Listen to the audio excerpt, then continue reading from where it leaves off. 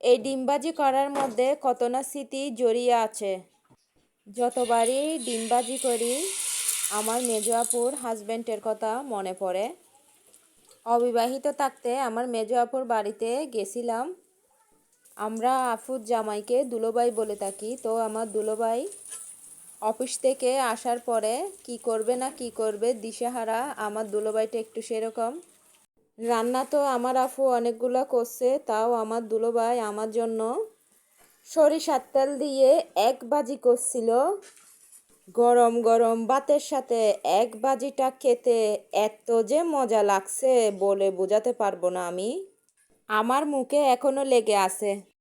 ঠিক সেরকম বড় বোনের জামাই একটা বাবার দায়িত্ব পালন করে, বড় ভাইয়ের দায়িত্ব পালন করে। আমার দুলোভাই একজন ভালো মন মানসিকতার মানুষ।